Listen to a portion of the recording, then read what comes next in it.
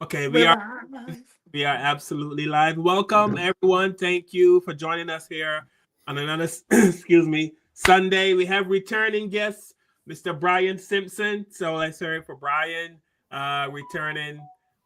Kevin is not here with us.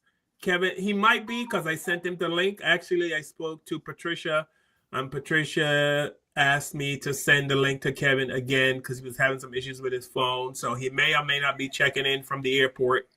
So hopefully he checks in. We were supposed to also have another guest, a Miss Mosey J. She's a lawyer and she's into real estate. And I saw her TikTok videos, and I loved her TikTok videos. It's along the lines of what we do here on the show. But she said she's having some issues logging into our link. So hopefully she can join us. And that, Tiffany, how are you and how is your mom? I'm fine. God is good. Oh, Lord. But she's good. She's good. I just finished feeding her, giving her tea and stuff like that. So everything is good. How is your family doing? All's good on my side. And Brian, you said Stacy's doing well.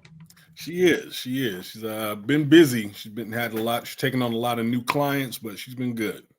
Okay. That's good. All right. All right. So on today's show, we have a lot to get to. We actually, as you notice in the title of the show, is Private Prisons asked Trump for inmates, and he said okay, and that's an absolute fact. So what's going on in America if you're not paying attention, and most of us are not paying attention. But recently in the big, beautiful bill that President Trump passed, he snuck something in there where it says if you have THC on your person, you can be arrested. THC, as we know, it's the ingredient are in marijuana. And for a while, you can have a certain amount of marijuana or THC, and they weren't bothered by it. The police didn't bother. There was no law against it. There is now a law against THC. So That's ridiculous when they have all these dispensaries on each corner now. I done saw at least 4 to 5 dispensaries, and you have to go in there with ID so they know who coming in there. They doing too much. well, the reason they're doing that is because the private prisons are hurting. The private prisons are hurting. So there are a number of private prisons in America, and they are prisons for profit. So in order for a prison to, or here's our guest. Good Hi. evening. How are you? Fine. How do you pronounce your name? I'm sorry. Mosi. Mosi. Okay, so welcome, Mosi. I was just explaining to our audience that you should be here shortly, but you were having some issues. But Thank you so much. I really appreciate your patience. Can you hear me well? Yes, we can do well. So I'm Carl, Tiffany, and Brian. So say hi to Mosi. So Hey, good you doing, evening. Mosi? Good evening. Thank you guys again for your patience. You're very welcome. So I mentioned to our audience that you are an attorney and you also have some real estate going on. Was I correct about that? I saw Yes, you are. You absolutely right. So what kind of attorney are you? Do you mind? I'm a real estate attorney. Right now, I'm actually doing criminal law. I'm very excited about practicing criminal law. So I do criminal law in DC. Okay. Yes. DMV. Okay. Yes, absolutely. All right, we need more of you in the criminal area, absolutely. So I was just going on a list of the topics that we're discussing. As you know, I mentioned to you, Mosi, that we will be talking. The main topic is the private prison system in the U.S., and they are suing the U.S. government because the prisons are not at full capacity. Actually, I think now they are becoming to full capacity because of all is Kevin. Oh my God, here's Kevin. Kevin. What up, Kev? Kev, can you hear me? Hey, what's up, guys? How y'all doing? All right. I don't know if you can hear us. If it's shaky, just let me know. It is kind of shaky. All right, Kev, you might want to just mute it. It sounds like he had a party. All right. It's not working? Okay. It's not allowing me to mute. I'll try to find a better spot than Wi-Fi. Well, mute him. Can you mute him? I'm trying to mute Kev, but I'll check back. I'll check back in. Call. all right. Patricia, tell Kevin to mute himself.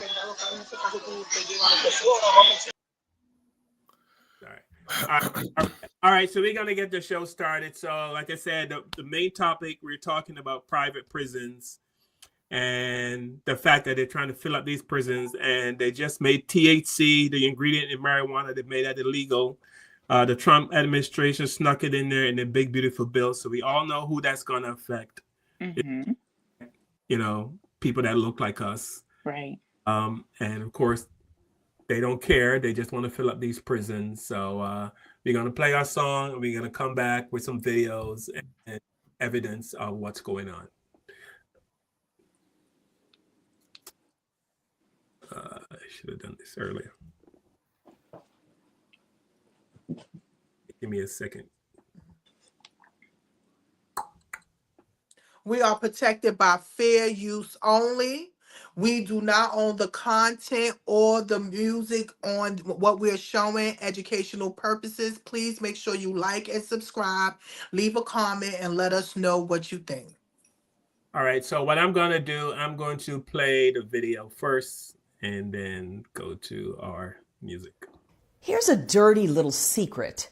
The prison population has been shrinking consistently in the U.S. for a number of years. Since its peak in 2009, the number of people in prison has declined by 24%.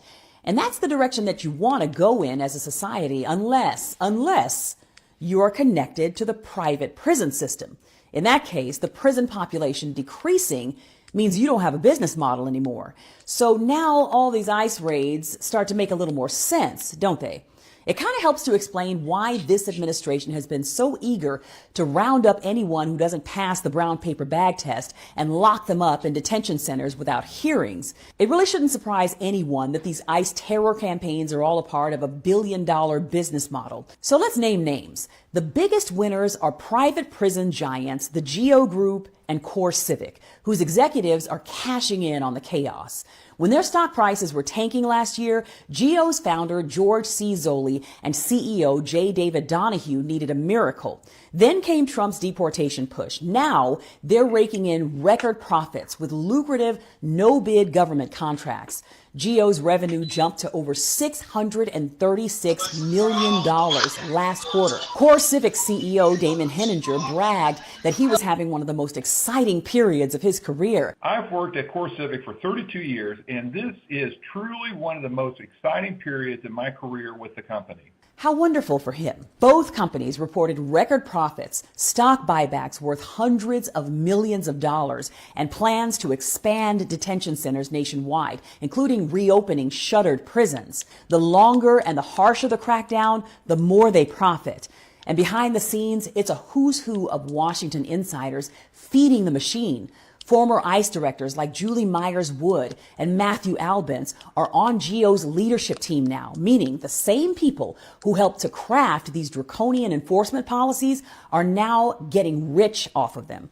This is a grotesque merger of government power and corporate greed, but we can stop it. Go to the link in my bio or in the comments right now and sign the petition demanding that lawmakers, city leaders, corporate profiteers, and federal officials get ICE off of our streets and end the use of private prisons for immigration detention. Tell them that we see who's getting rich off of human suffering, and we are demanding accountability. Share the petition with as many people as you can. With each goal that we hit, important decision makers will be notified of the support that this petition is receiving. Your voice will be heard. Let those in power know that we will not be ignored. Sign this petition and let's use our collective voice to get ICE off of our streets once and for all. Oh, so you don't think that this recent bill that passed is going to be a problem? I'll tell you how it's going to be a problem. Listen here. The private prisons are suing the states because they don't have enough prisoners to house in their jails. And this recent vote that just took place, the Republicans snuck in a minor provision. They call it minor, but to me, it's the entire provision.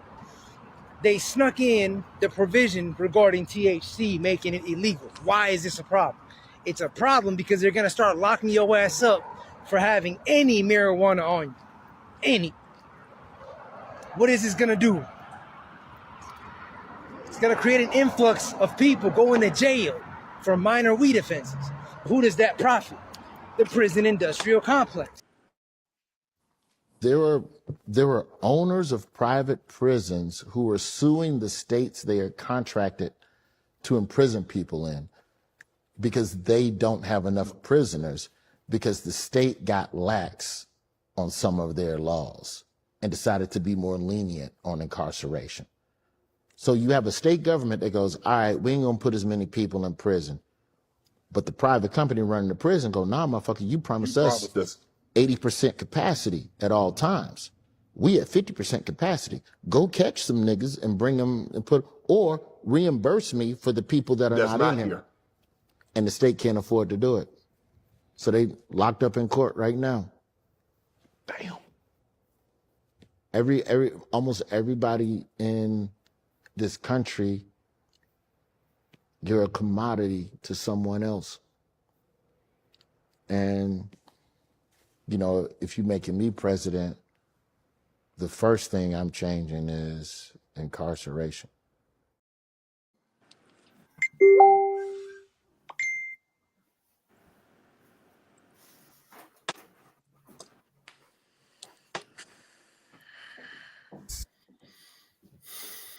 It's horrible.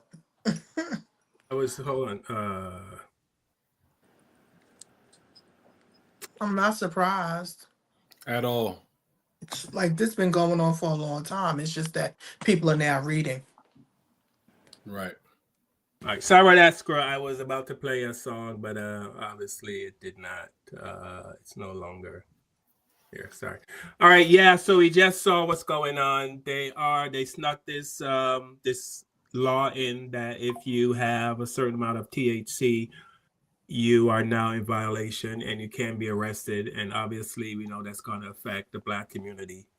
And the first video we saw, the lady said, "Go to her bio." But what really can we do? Seemed like we've been just sitting back and watching a whole lot of stuff happen. Is this another thing where we can't do anything but just sit back and just wait for these 4 years to run its course? And I'm going to go to our guest, Mosey. And what are your thoughts? I think the system is, I say this all the time, the system isn't broken. It's working the way it's intended to work. And that is, as you guys said earlier, that, bodies become a commodity where, everyone is making money off of someone else's misfortune. And so in order for the system to work, there has to be bodies there to help it work. It's unfortunate, but that's just what it is. I say all the time, when these police officers pull over people, they barely know the law. And policing is highly discretionary. And so meaning that if I decide that I can charge you with a crime, I just decided that, or I can let you go. So it just depends on who you are in contact with that day. And so yes, it affects Black people more so than anyone else, which is very unfortunate, but it is starting to affect many others. And so that's where I don't want to say that's the good of it. I don't want to say that's the benefit of it. All of it's wrong. It is policing that is highly predatory, but I don't think it's going to affect the Black community as much as they think it is. I think it will also affect others. And I think that is the good that is coming out of this administration, that they can't touch us as much as they used to without touching themselves. Brian, I mean, with all the ICE, I think what they were hoping for, and I've heard this, they were hoping all the ICE raids and that Black people would come out and they would protest and they can come out and arrest. Absolutely. But that's not happening. We're just kind of laying low. But what are your thoughts on? I mean, is this anything new though? I mean, no, it's It's not new. I remember saying in one of my posts months ago when people were trying to say, a lot of Latino people were trying to say, well, you guys are next. And my rebuttal was, we've never been next. We've always been first. Mm-hmm. And we've always been the target. So to answer your question, no, this isn't anything new. This isn't anything new. As a matter of fact, if anything, we're more prepared for it. And that's why we have not gotten very emotional about what we've seen. We've actually been sitting back, and as we've all been saying, minding our own Black business. And we're kind of letting everyone else who is being touched see that we haven't been lying about this. None of this has been a figment of our imagination. This isn't something that we sat around and we had some big giant Black caucus about and said, we're all going to collectively make this up. No, this has been going on for centuries. And we're just sitting back and letting everybody else see it. And we're also sitting back and letting everyone else deal with it. Because we've always been the ones that have jumped out. Civil rights, we did that. That was our grandparents that did that. And so we're sitting back and it's like, no, it's everyone else's turn who has ignored us for the past couple hundred years. You handle it. You deal with it. So we're not surprised. No. Yeah, you're right. I'm not surprised at it also. They have contracts. It's really the private prisons. That's what needs to go. The private prisons have contracts with the state that, yes, if they promise a certain amount of bodies to be there to be able to set the quota. Also, a lot of these young men are working for 5 cents an hour.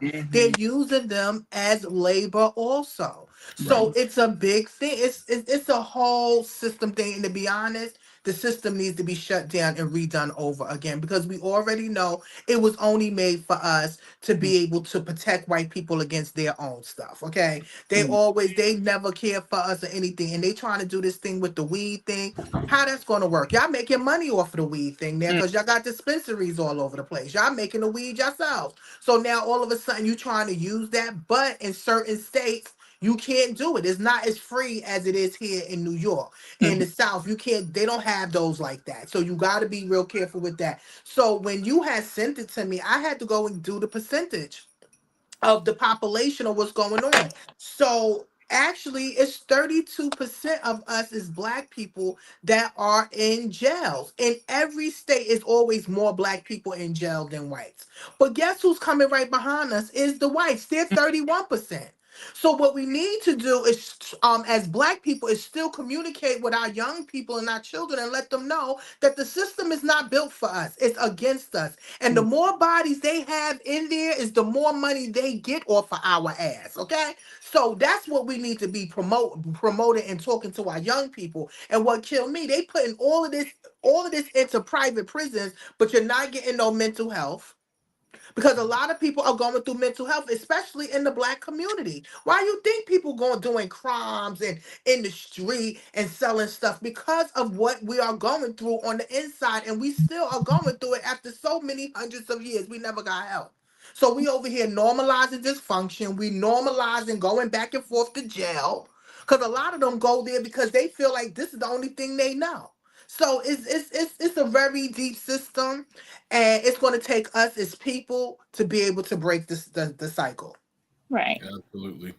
Right. But we have to understand too that the goal isn't to get rid of crime.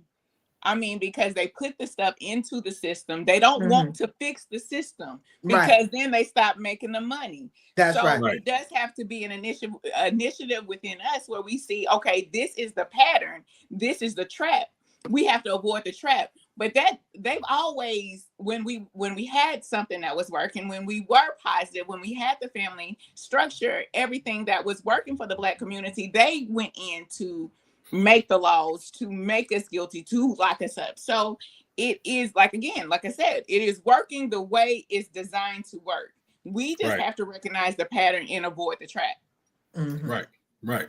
And to piggyback on what you're saying, the whole idea of prison on paper is to deter you from wanting to commit crimes.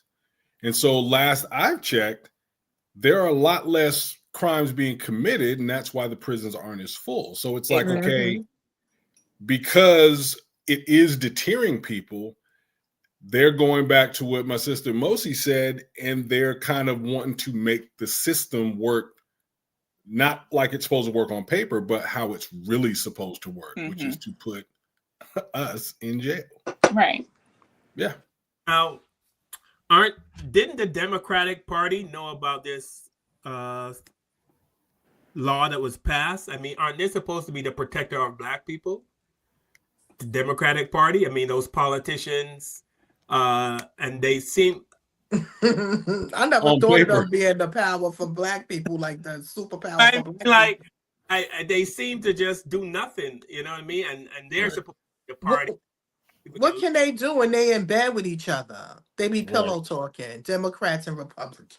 Right. Yeah. Two sides of the same coin. Exactly. Yeah. Yeah. Listen, we've been knowing about this for a very long time, and it's just sad that we know about it, but now you're seeing this is a new era, and they're learning more about it. And I want my young people to know. I want them to listen, because I know many men. That's one of my good friends. I was trying to get him on tonight, but he did 33 years in jail for robbery, and they gave him 160 years. You understand? And that was in the 90s, and he finally came out. So the system is definitely against us. You understand? So we need to stay out of the system. That's the point. Or pray to stay your best out of it. Right. I always tell young people, do not get your name in this system the wrong way. Do not get your name on their roll, on their in the prison system. Do not get your name mixed up with them in the wrong way. They only need to know you as a taxpayer. That's right. Absolutely. We always we always see cops how they interact with us and how they interact with the YT people. And they say if we cooperate with the cops that everything would work out and we wouldn't get shot. But I'm going to show you a video of how white cops interact with YT people and how they interact with us. Drop the knife. No. Put it on the ground. I'm gonna fuck you up. Put it on the ground. Put it on the ground. My face. White. Get your fucking face out of He's here. threatening people. I need another unit now. Get out of my face. Put the knife down. Shut your fucking mouth. No. Bitch. Put the knife down. Shut up. Put the knife down. Shut up. Put the knife down. Shut up. Put the knife Shut down. up. Put the knife down. Shut up. Put the knife down. Shut up. Put the knife down. I'm so serious. Put the knife down. Fucking mouth. Put the knife down. Your fucking Put mouth. it on the ground. Sit. Really? Sit on the ground. No. Yes. No, shoot me. Yeah. Shoot me. I'll Put it on the ground. I'll kill you, stupid little bitch. He's following me around with a knife. Slice your fucking Another new throat. unit. I need another unit. Geez. Hey, put it on the ground. What? Put it on the ground. What on the Put ground? it, the knife. What on the ground? Put the knife on the ground. Fucking mouth. Put the knife. Fucking ass. Put the knife on the ground. Shut up. Put the knife on the ground. Shut up. Put the knife on the ground. Shut up. Put the knife.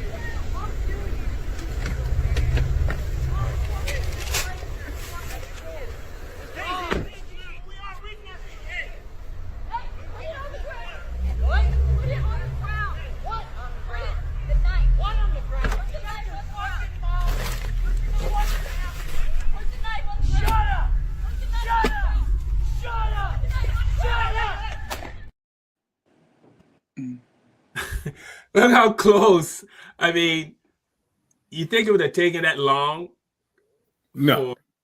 No, you know they would have shot us down right immediately. As soon as First- they would have saw a knife lift up. Oh, that was a gun. That tried to kill me. Bow, bow, bow. Kill him in the head. I mean, come on. We already know that is ridiculous. First of all, did he say he was going to kill her at least 3 times? Then he told her to shut the hell up at least 25, 30 times. You understand? And then he was running after her. You couldn't do no stun gun or something? Pistol whip his ass? I'm sorry. And I was going to slice your throat. He said, Yeah. Throat. You saw me. I was like this. He ain't dead yet. But we already know they got mental issues. But as soon as we do it, pow, pow, they just killed the man in the wheelchair with a knife. They didn't care. And he was black. Wow. So I'm not surprised at that. Yeah. Now here's the cops at a black person's house. First of all, you asked to speak to Jazz, you came to the door. I'm asking you, can I get your badge number? I'm asking her. Jasmine right here, sir. She's right here. They just woke us up out our sleep. Okay, well, there was a stabbing over here earlier. There wasn't no stabbing over here. All right, like, Jasmine, can you come out? Jazz, you want to go at that door? Why is you got your feet in the door, man? Could you tell me? It's for our safety. No, Y'all nothing. Y'all just look us up. You want me to go through? Jasmine. You cannot go through. Do you have a sex warrant? You want me to go You cannot go through I here. just want Jasmine. That's all I want. Okay, but she cannot serve. You know she cannot do that. Whoa. Jazz, whoa. Whoa. Whoa, whoa, whoa, whoa, whoa, whoa. Whoa, ain't nobody here. Ain't nobody here but us. Whoa, she do not have a sex warrant. You don't have a sex warrant to come here. Don't do that. Sir, the way that y'all just busted to my house. Everybody out of the house. Out. For what? You don't have a search warrant, ma'am. For what? I'm asking you not to touch me. Why do we gotta get out the house? I don't have no problem. Secure a search warrant. For what? Can you get a pair of pants? Okay, don't touch me, sir. Why aren't you touching me? Get a pair of pants on. Okay, well, why aren't you touching me, sir? Pants on. What? Let me cut the light on. Cut the light on. Then get your hand out my face. Y'all woke me up out my sleep. Y'all woke me up. What is they doing to my son in there? They got no sex warrant. I'm recording y'all. I'm recording y'all. You can't. What you taking me to? No. Give you the chance For to what? get pants, For but what? you don't want to. No. For what? My pants. For how long? What you grabbing my arm for? Are you gonna get pants Why out I gotta because go? we're coming out of the house? Why? Because No, don't get my phone. This is Kevin. Yeah. So I mean, What do you mean? They first of all, we as black people already know you cannot fight with them because they will kill you. Okay? They will kill you. You know I can't. That's a lot for me. Remember, my brother was killed by the cops, shot 7 times in his back.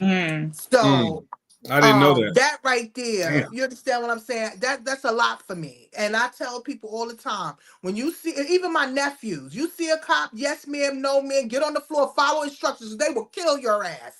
Okay? Right. They do not care. You think they care about a warrant? We in your place. We don't care. So that bothered me. They should have just, that was a lot for me. Yeah, I mean, they see already that black skin is a threat.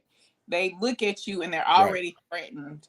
And so I don't understand it, but that has just always been the case. They feel like black people can tolerate more pain, and they already consider them criminals. And then they have to work to get over that bias, but it's already embedded. You see it in the healthcare system, you see it in the law enforcement. They have these biases that they believe about black people, and it comes out in their jobs. Just because people go to work doesn't mean that they stop with, their beliefs, their political beliefs or whatever.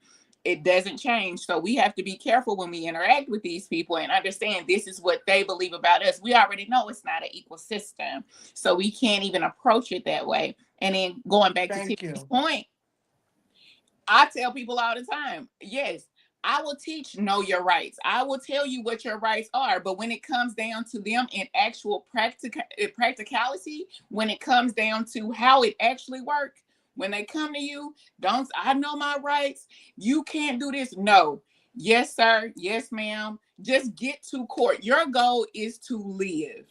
Okay. Trying to prove something to a police officer who is biased, who don't like you, who they gonna make your life harder than what it needs to be. You need to get on with your life, because even if you say you live to see another day, they can make your life even harder. Charges that you can't get out of jail for. I mean, just things that just you don't want to going back to your point, Brian, that you don't want to be in the system, period. Right. Because it's going to cost you one way or the other. So, absolutely. We just have to understand this is how black people are looked at. Once we understand how we're viewed, then we can understand how to play the system. And that's what we have to understand, that we're not on equal playing fields. I think most of us know that.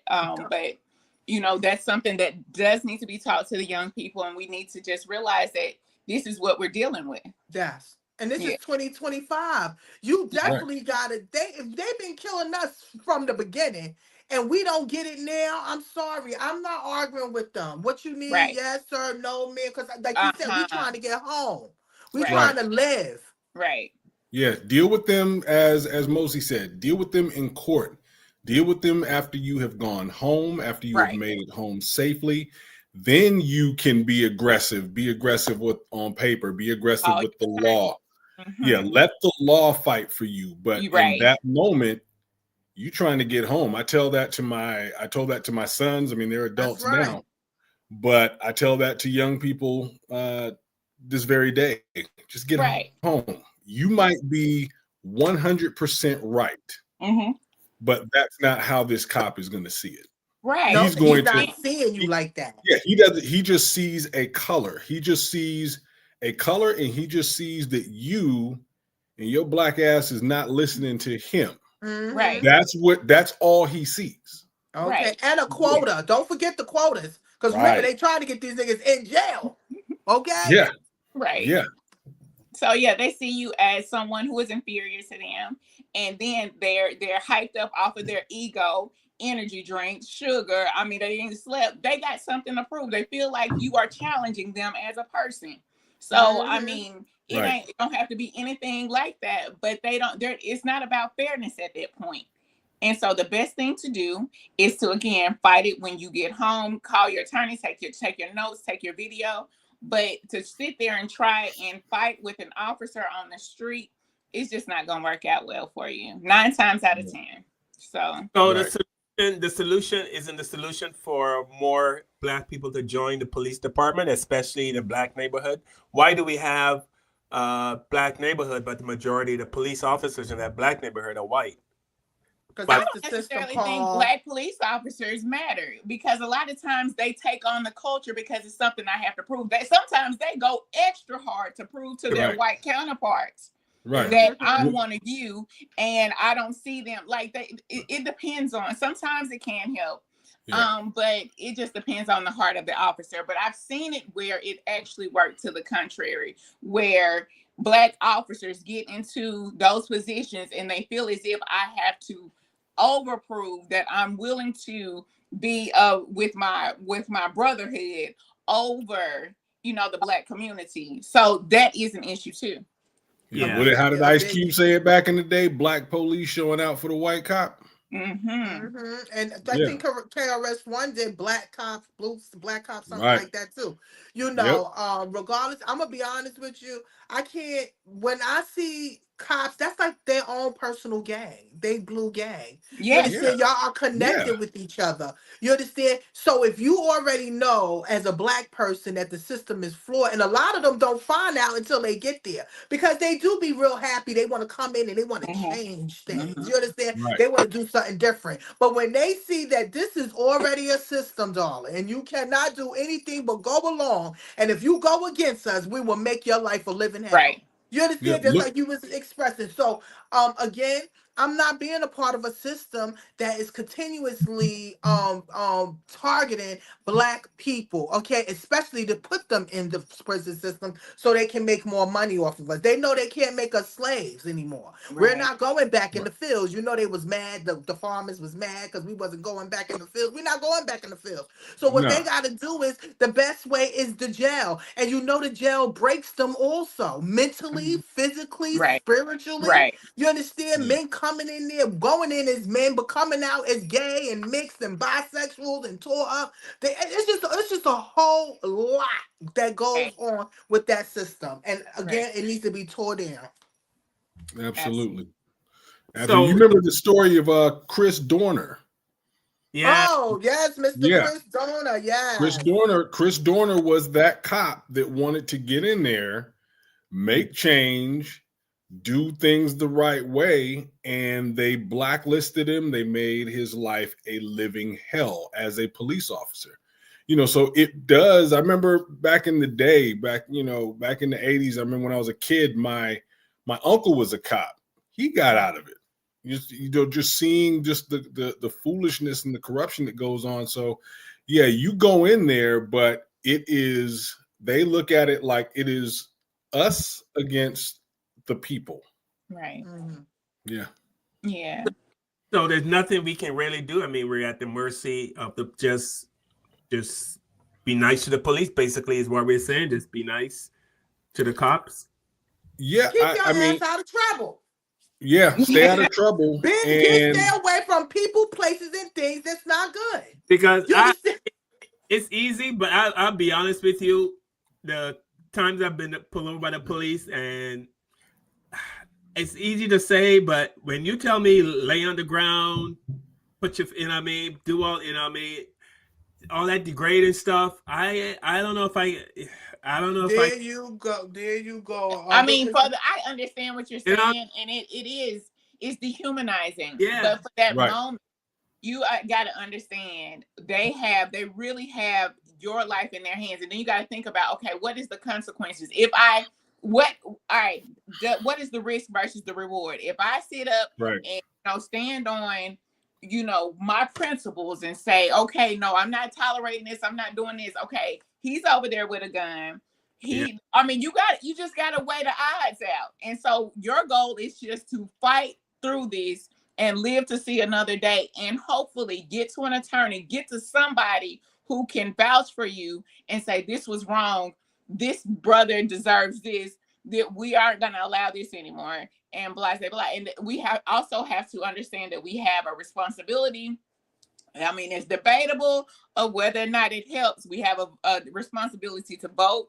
We also have to be mindful of where we live. I'm grateful to God that I live in the DMV, where, there is such a large concentration of Black people that, do well for themselves. So for the most part, Black people do get a lot of respect in this area. But I am from Mississippi, so I know what, it's like to be in a racist environment. I know you do. It's just two dynamics, Yes. Yeah. Mississippi is what they said. That's where all the racism. Right. grew up.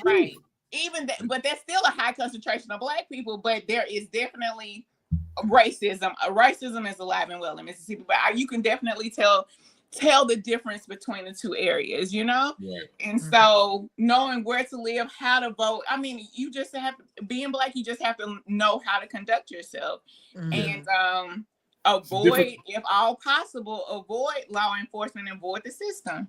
Yeah, it's a different set of rules for us. Yeah. And I think, it's a different set of rules, whether we acknowledge that or not, or realize it, it's just different. We are viewed as guilty. Yeah.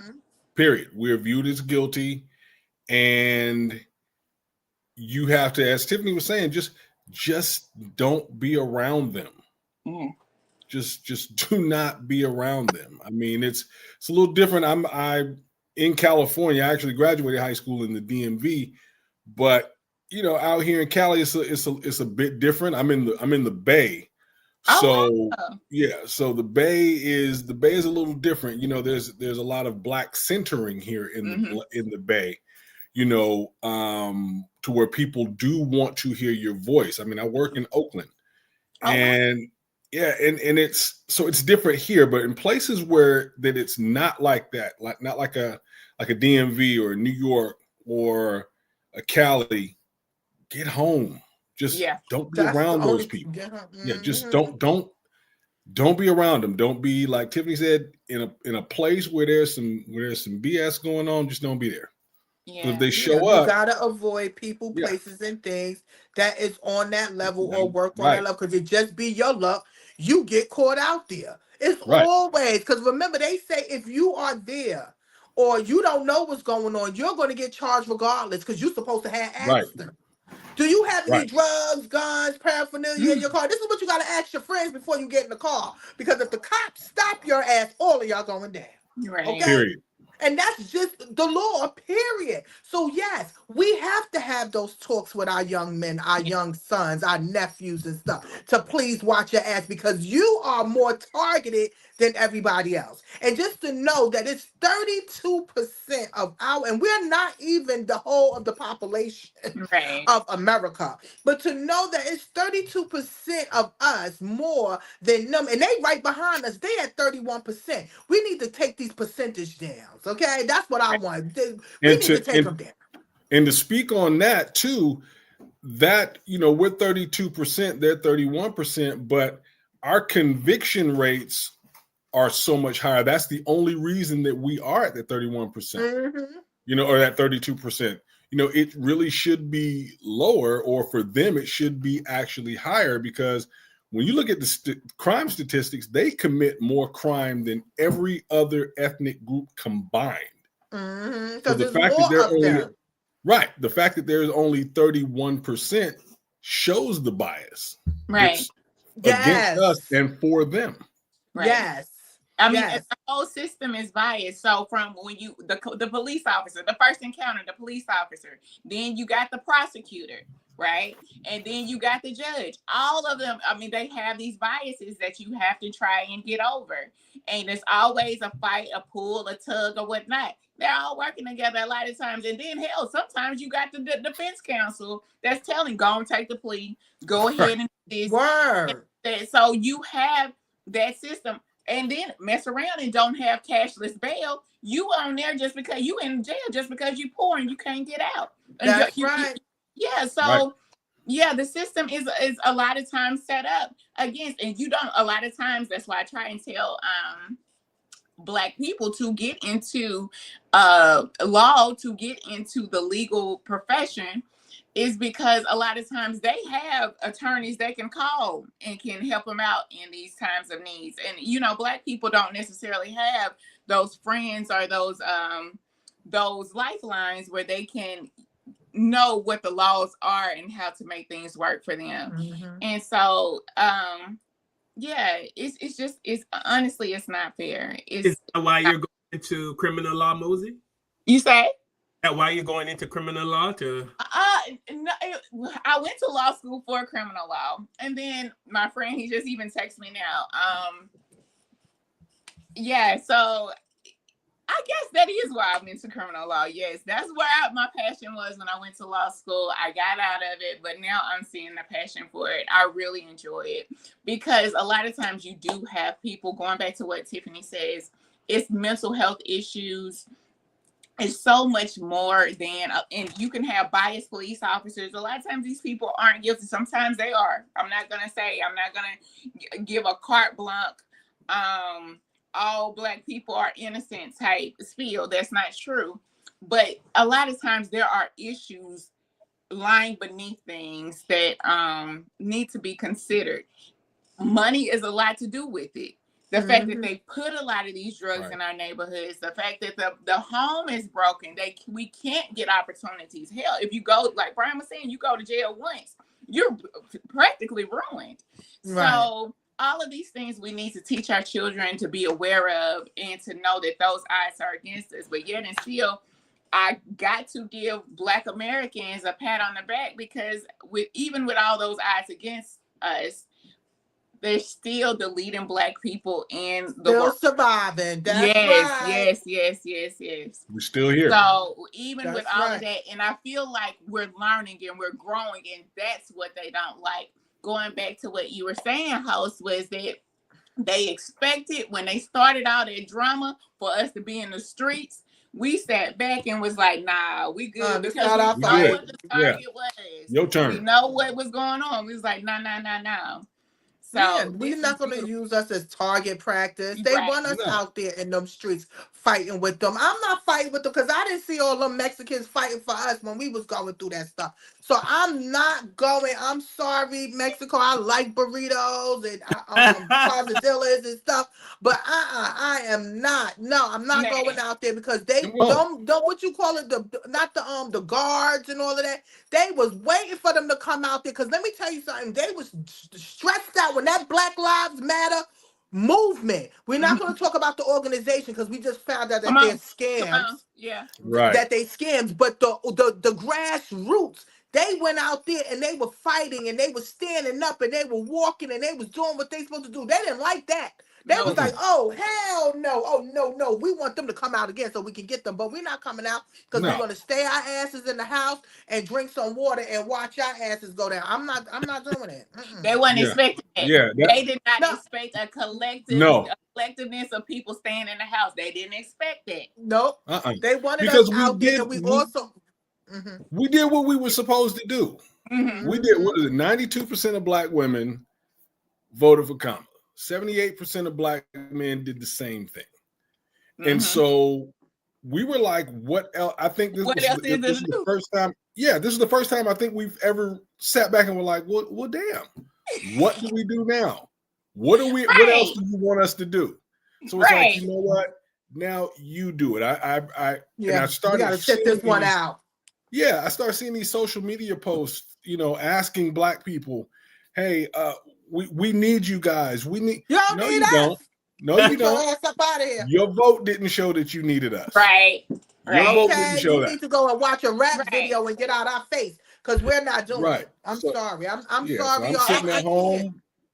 It's been sitting at home with my family chilling. A collective. When have you ever seen a collective of black folks saying we ain't standing up for nobody or nothing? But ourselves. Beautiful. Yeah. Ourselves.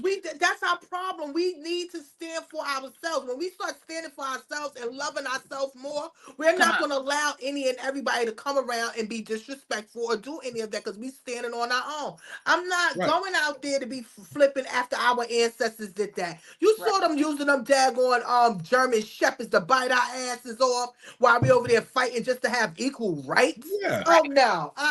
They were mad. They were big mad because that Black Lives Matters movement did something. It showed, it stretched all over the place because yes, you saw what was going on to black people in the streets, being shot, being killed, and overlooked. No, we need again stay in the house. Right. Carl, did you see the police officer? I think he was I don't know, but some football guys was walking through and he pushed them. Yeah. That was yesterday. Yeah. I didn't see that one. Yeah, it was a football game. I think it was University of South Carolina versus a team in Texas, I believe. And the player had injured his hamstring, so he was walking back to get treatment.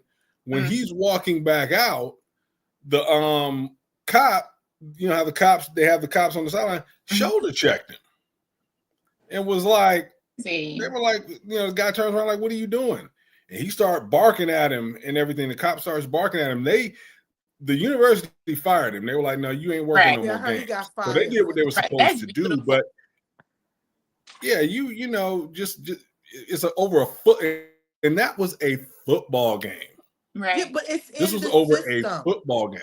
It's in their blood system to be disgusting to us. He didn't have to bump him. He could have said, excuse me, sir, or he could have moved to the side. No, he felt like he needed to be disgusted. I'm telling you, racism is in the blood and the DNA of America. And it needs like a whole a wake-up call. Right. Is that antagonizing? They know how to use those little microaggressions. Well, if this, then what? Right. They know how to try and pick. But I'm glad that people are seeing it and that, it's becoming more and more obvious. But again, I tell people that I'm so glad because a lot of people say that, one of the worst things we could have done was our ancestors integrated with people. A lot of people say that now. But sis, I'm gonna tell you, my mother says that. It's the truth. My mother says it too. This is the counter to that. Is that had our ancestors not integrated, we wouldn't be as protected as we are because they cannot get to us the way they want to without hurting themselves. It's because we're mixed in between them. We're so in with them. You can't just say, okay, I'm gonna get this group. No, you can't get this neighborhood because we live with you. You can't cut off SNAP because you can't do all of these things to us. They got it more than us. We are with you guys, and a lot of y'all are still down. So you can't just target a certain class of people anymore because you gonna hit yours more than you hurt it. Now, if they That's right. Right. if they could get us by themselves, they could. But the reason why they're slow and they can't do as much damage as they want to do is because we're so mixed in and intertwined. Wow. And also, we're the Wow. I never we're the thought money of that. makers. We're the one that spend the most money. Yes. You get rid of us, that means you cannot make no money. It's all about control. They want to control us. That's all. I never That's thought of it. good. I'm really glad that you said that. I honestly, I have never thought of it that way. I'm with you, I've Brian. never thought of it that way. I always felt like integration, we would have been better off if we just did our own thing. Yeah. But they we was already there, doing Carl. our own thing. They were able to come to our neighborhood. Right. We was already there, I don't Carl. think they were able to target us. When we got in with them, they can't touch us because they can't get to us the way that they can without hurting themselves. You understand? So I feel like it was a beautiful. We didn't appreciate it, but it's a beautiful thing that happened. Integration. You think the pros outweigh the cons though, as far as integration goes? I mean, yeah, it's a beautiful thing. I heard what you're saying, but when you weigh the pros and the cons, I still believe so. If we have to recognize, as long as we understand we are not them, and we know how to play that hand, okay, be inside, be with them, but not of them, or how can I say it? It's kind of a biblical principle. You in the world, but not of it. Yeah, you can be in it and knowing how they look at you and how to benefit off of it, but knowing that you're not one of them, and still being able to play the hand that you need to play, teach your people, be a part of that collective, but yet know that these things you're insulated and you're protected. I think we have to understand our history and how to best play the hands that's dealt to us. And so we can't get mad at what we have. We have to look at it and say, okay, well, how can I play these cards? If you can't beat them, join them, type of thing. Not necessarily. You ain't got to join them. You just gotta play the indirectly, right? That you dealt, and you can win. It's a lot of us that can win in this game. That's game right there. I really, you putting us up on something, seriously, because we like you look at a lot of, especially out here in the Bay where I am, it's very diverse. There's some of everybody here. I mean, you got white, black, you got Latino, of course, you got people from Asia, you have South Asian, Arab, people are from everywhere. And one thing you notice with a lot of these people, they do not abandon the core of who they are. Absolutely. They don't. And that's how that's how our parents taught us to be. I know my dad would teach me, look, you can't be out here running around doing the same stuff these little white boys can do. Word, he would tell me that. Word. And so it did keep me out of a lot of stuff. I did stand out in certain areas for good things, not for bad things. And so, I remember my senior year in high school, just because of just staying away from a lot of the foolishness. I remember my principal, who was white, standing up for me himself when I was accused of doing something. He stepped in, he said, no. He said, I don't care what anybody's saying. He goes, I know this young man. Right. He said, he's one of our brightest stars here. Brian, home at the class. And I hopped on up and smiled at everybody as I walked out. But that's because we know how to be. And the thing is, not only do we know how to be, because of the shit we've been through, we know how to not just survive, we know how to thrive. Right. We know how to thrive. I mean, you just look at the things that we have turned into just masterpieces. People eat chicken wings today because of us. Yeah. You see what I'm saying? Look, this is what we got to work with. Okay, let me show you something. Right. So I think soul. It's the soul. It's the God. Yeah. Like people say it's black and they say it's a skin color. It's more than skin. It's It's the connection of God that is written in black people's DNA to make nothing with the source and code. make it into something. I mean Jesus took 5 fish and fed a multitude of people. That is black people. We take scraps and make it something for everybody.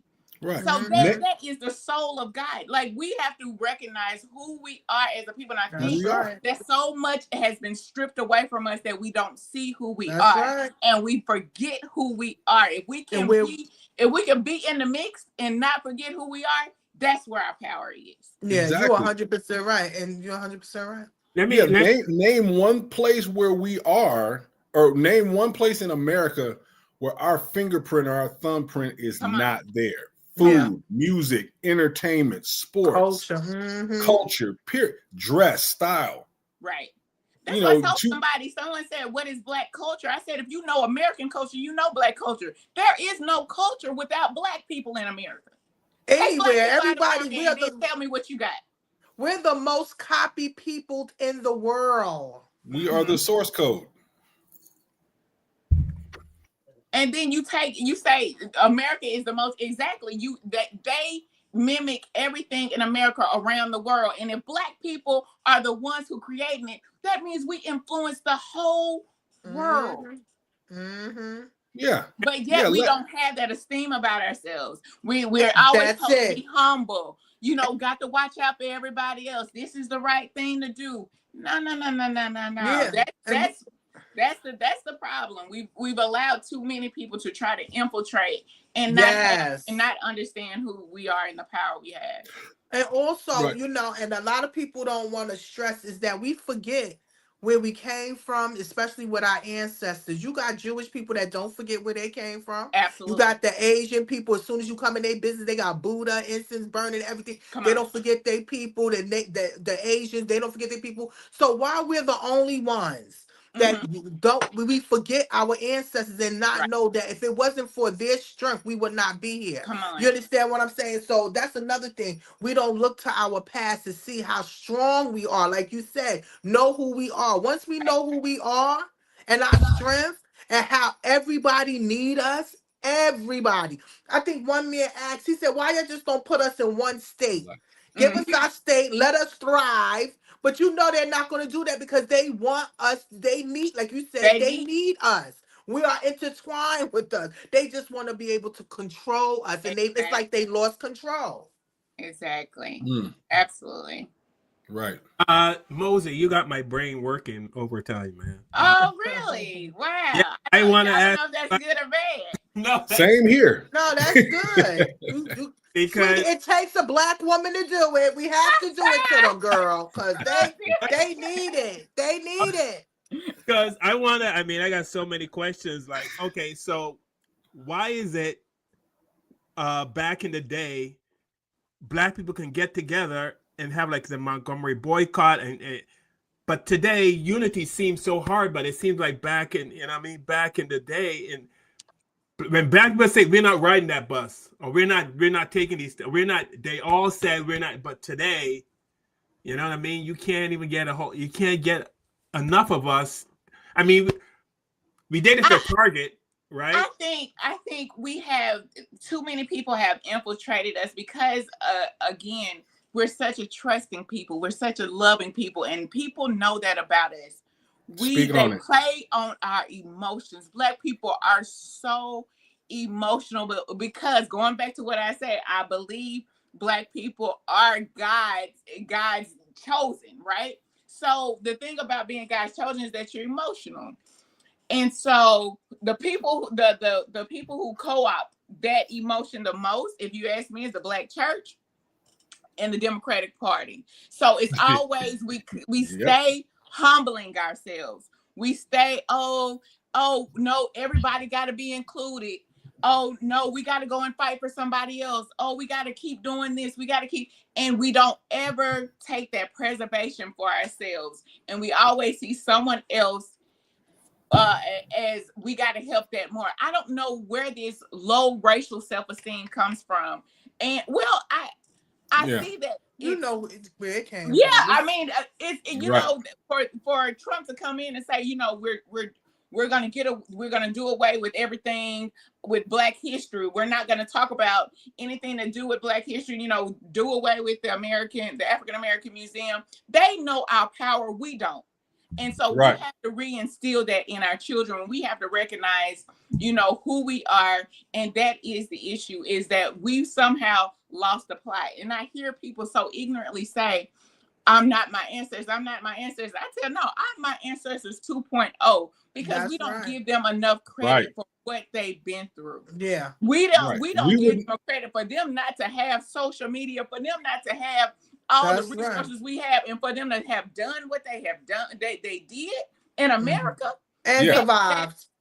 I mean, And people to thrive. this day can't understand, can't fathom what Black Americans were able to accomplish. Right. All those years ago, 60, 70 years, they can't fathom it, and they keep trying to duplicate it. And we have to give the respect where respect is due, you know. So I think that it's been intentional for us to have that low racial self-esteem, and to, you know, not believe in ourselves, or not to know ourselves. And so we have to do a better job at, you know, reassuring ourselves, learning history, and making sure that we preserve that, and not put anybody else before ourselves. I honestly believe that is the core issue. And it Because starts we're at the only home. ones that are taught that anyway. We're the only Absolutely. ones we're the only ones that get taught that. Like, again, living in the Bay last weekend, you know, my wife and two of my sons, we went up and we hung out in Chinatown. Nobody has a problem that there's a Chinatown. Nobody. And we loved it. We had fun. We sat and we listened to them play music. We ate in the restaurants, this, that, and the other. But when we want to do something, there's a problem. Unless it's sports or music that they control, there's a problem. Yeah, But dribble, you nigga, are dribble. 100% right, Mosi. We need to begin to put ourselves first.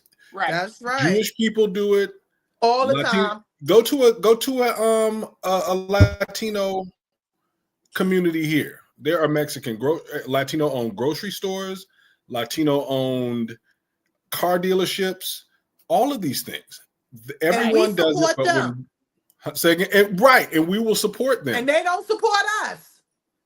Not only that, Brian, we can go to those places and respect them and their culture. When it comes to Black people, everybody got to be included. Where no, you can't have nothing Black. We want to be. Do you all feel like you special? Well, we can go to a Chinatown. We can see Jewish culture. We can see anybody else's culture. Go, enjoy, respect, take in, you know, without problem. But when it comes to Black people, everybody has to feel included. Everybody has to feel impressed. And if you're not, oh, you guys are being, and it's time that Black people stop being guilted and feeling guilty for saying, no, this is our culture. We're preserving this. If it ain't for you, I mean, you can enjoy it, but if it ain't yours, then don't try and co-opt it, and don't make us feel bad for it, because everybody else can have their culture but Black people. And that is why it's at the brink of erasure, because everyone can co-opt it and say whatever it is, and Black people don't have no say in it. And it's not right. Because it is one of the most influential cultures. No, I'm not going to say one of the most influential culture in the world. But because we've allowed everybody to co-opt it, then it's at its brink of erasure, and everybody feels like they're entitled to it. And you know why that is? Yeah. Why? You know why? I didn't mean to cut you off. I'm sorry. No, go ahead. Oh, the reason that for that is fear. It's fear, because they don't want us to have our own thing. And this is, I remember my father, who's a retired Marine, saying that when he first went in the 70s, that there was this thing to where if there were more than a few Black Marines together, the MPs would come and break it up. You guys move on. And they're serving our country. And the reason for that is fear. There's this fear that white America has of retribution. Mm. That's we why not they do paying not them no want us to have our daggone own mind. thing. Yeah, Right, because right, the thing is that we haven't done what they would have done if they were in our shoes. right, Right. right. And they don't understand. We are not you. Right. That No. is your nature. Because if we Mhm. wanted to, if we haven't tried to pay you back by now, we're not going to. And we As wasn't Tiffany trained. said, We we're wasn't not trained like even that. That even messes with them more because it even feels more. that guilty conscience. Well, Yeah. I don't Right. like these people this much. We've done this much. Now it messes with them more. So they got to make us out to be criminals, make Right. us out to be something so they don't feel bad for the feelings that they have Right. towards us. Like, Yeah, Right. we And if we get our own thing and we not so much exclude people, but we make it for us, by us, they think, as you said, Mosi, that we're over there plotting to do what they've done. And it's like Tiffany said, we're not thinking about you. Yeah. at all. We don't give a damn. We At don't care. all. Like when the fool came up and said, well, we want to have our own white town in Arkansas. Fine. Get that. Bye. I will help Bye. you pack. I'll help you build it. Yeah, we don't want Yeah. we don't want you here. Get the hell anyway. on. You Yeah, know what I'm we saying? don't bother with them. So it's fear. That's what it is. It's fear that we are going to act like them, but we are not like you. You really, when it comes to this thing called whiteness, it's an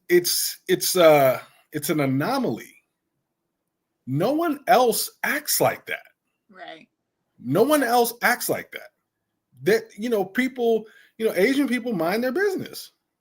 They really do. They mind their business damn near more than we do. Because they busy building on top of stuff, okay?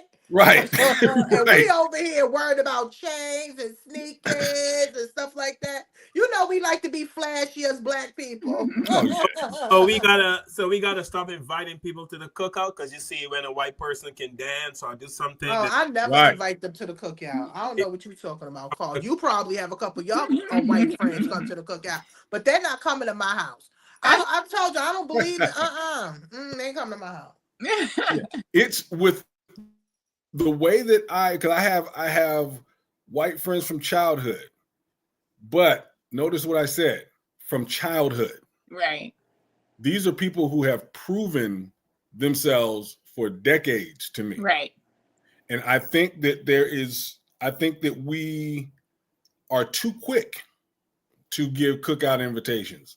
Right. I think it's too quick. I mean, there are, like I said, there are a couple of white friends that if my wife needed something, I would trust her with them. But I've known them for if there was an emergency, there's some of them that I would call. Hey, help her out. But I've known these people for decades. Right. And they have called me when their families needed something. Right. But that's something that's not because you can dance. Right. That's not because no, you did. Yeah, that's not because you relationship. Right. Yeah. That's a proven time. I would say too, Brian, I feel like it's not just fear, it's fear coupled with obsession. Because going back to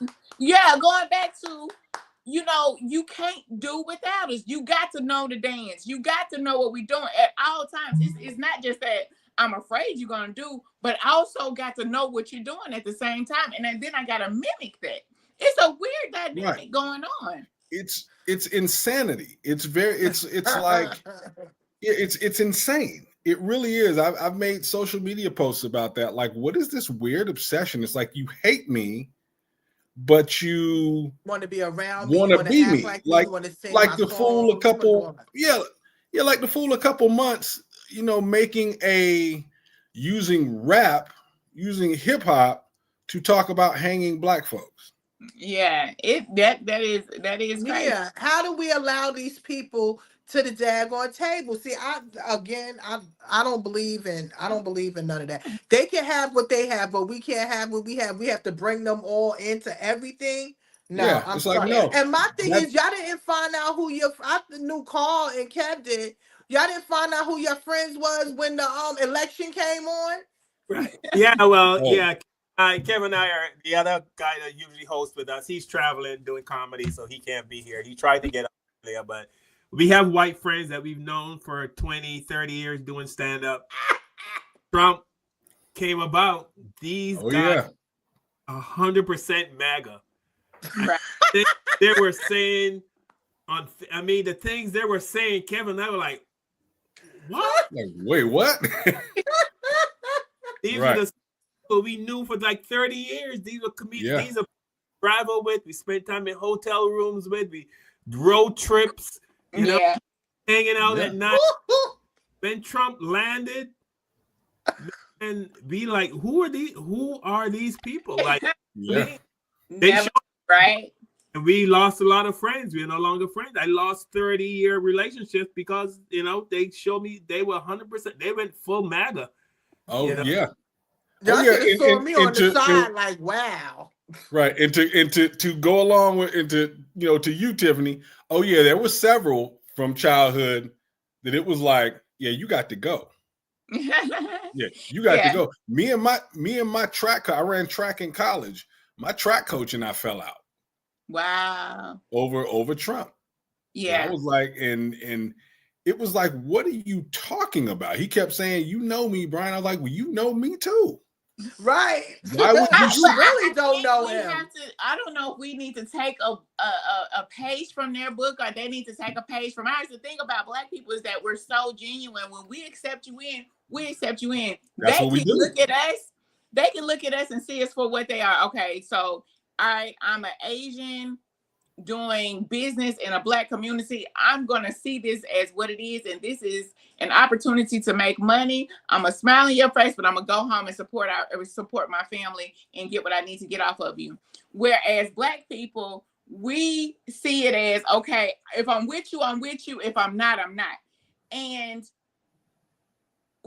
I think we try and we try and make everyone our friend. Just because you come to the cookout, we try and make you our friends instead of seeing you for who you actually are. Where everybody else has that, they know that separation, and Black people we ain't built like that. It's either we with you or we ain't. We don't like that fakeness, but everybody else know how to do that switch up. So I don't know. That is something. But that's a good thing, though, don't you think? Though, I mean, that shows that we are the better people, right? That shows. I mean, but if you look at how one is excelling, it just depends on how you look at it. Yeah. Right. I think so they're able to benefit off of Black people, but then not when it comes down to building their culture. Going back to Asians have built their wealth off of Black people in the Black community. But when it comes to, just like you said, hey, when it comes to them, they keep to themselves. You don't know nothing about them, but they got their wealth from Black people. So is it something we need to take from their book? Like, okay, fine, you can come to the cookout, but I'm going to see you for what you are. You know, I understand you, man. I understand who you are. You come to the cookout, you can do your little dance, but I'm gonna take my money from you too. So is that something that we need to adapt to? I think so. And I don't think that's bad. Yeah. I don't think that's bad, because it's like the world, or America has had 400 years to do right by us, and it has not yet done it. But what else? But let me just not built like that, though.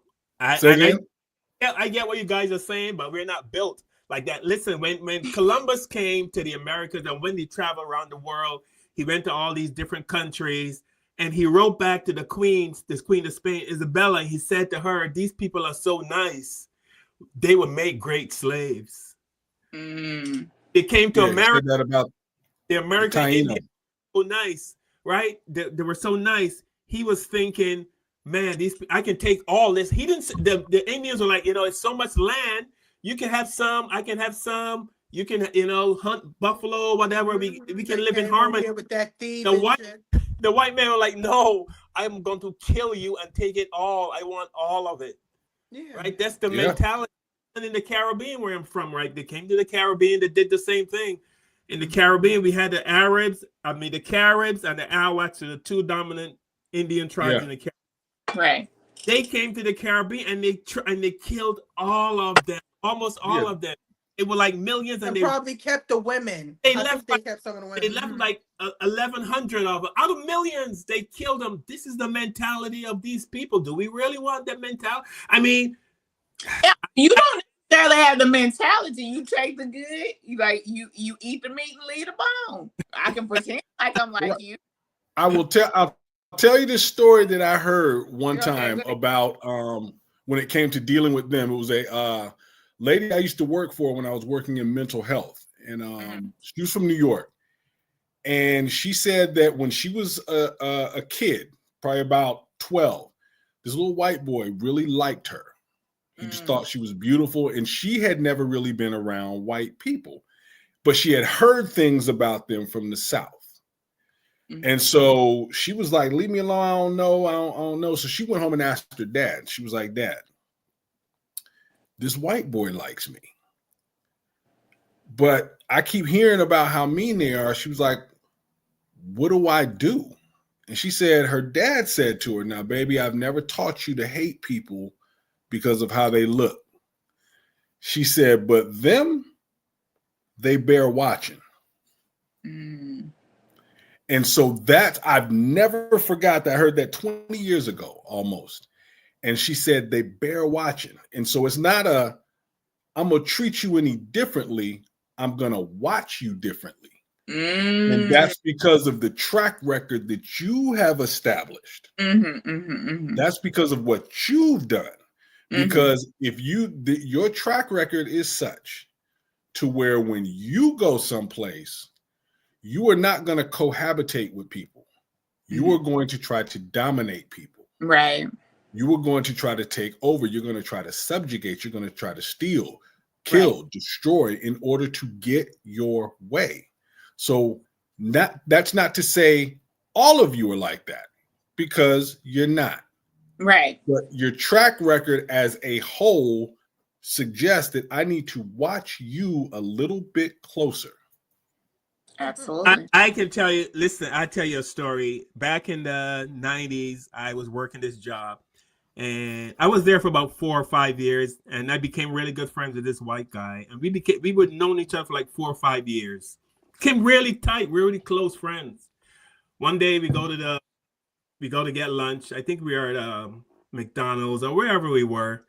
And I don't know what happened, but he got into an argument with a black guy. I was standing there ordering food. I turned around. He's arguing with this black guy.